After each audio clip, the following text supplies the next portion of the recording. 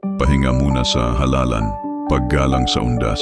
Habang papalapit ang undas, isang paalala ang inilabas ng Commission on Elections o COMELEC. Pansamantalang ititigil ang voter registration tuwing Nobyembre 1 at no. Ayon sa kanilang abiso, ito ay bilang paggalang sa tradisyonal na paggunita ng araw ng mga patay at undas, kung saan karamihan ng mga Pilipino ay umuuwi sa probinsya upang bisitahin ang kanilang mga yumaong mahal sa buhay. Sa mga nakaraang linggo, dagsa ang mga tao sa mga tanggapan ng COMELEC sa buong bansa upang magparehistro, lalo na ang mga first-time voters at mga nagbabalak na maglipat ng kanilang presinto. Ngunit ngayong undas, pansamantalang magpapahinga ang operasyon ng mga registration centers. Ayon sa COMELEC, ito ay hindi lamang para bigyang daan ang mga empleyado at opisyal na makasama ang kanilang pamilya, kundi bilang pagkilala rin sa kahalagahan ng kultura at pananampalatayang Pilipino.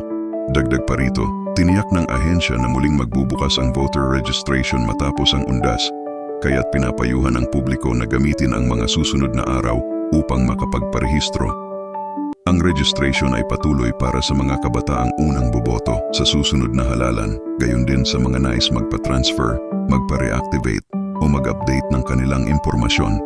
Ayon sa tagapagsalita ng COMELEC, malaking bilang ng mga kabataan ang nakikilahok ngayon sa voters registration drive. Sa datos ng ahensya, tinatayang higit kalahati ng mga bagong nagpaparehistro ay nasa edad 18 hanggang 25 taong gulang. Patunay na muling nagigising ang interes ng mga kabataan sa politika at sa paghubog ng kinabukasan ng bansa. Kasabay ng abisong ito, pinaalalahanan din ng COMELEC ang publiko na maging mapanuri sa mga kumakalat na maling impormasyon online.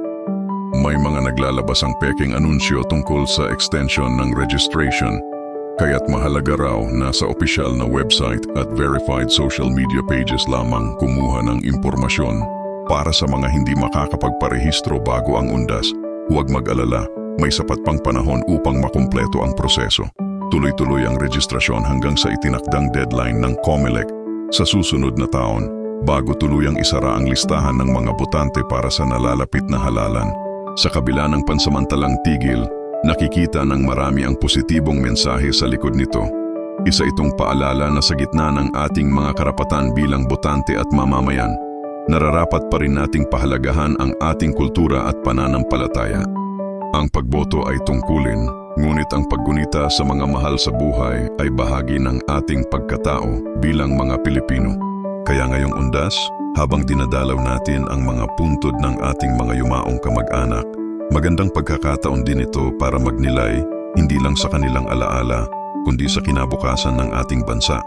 Dahil pagkatapos ng undas, balik naman tayo sa ating tungkulin bilang mamamayan, ang maging bahagi ng pagbabago sa pamamagitan ng pagrehistro at pagboto. Ang paggunita sa nakaraan ay kasing halaga ng paghahanda sa kinabukasan. At sa halalan, pareho nating nagagawa ang dalawa.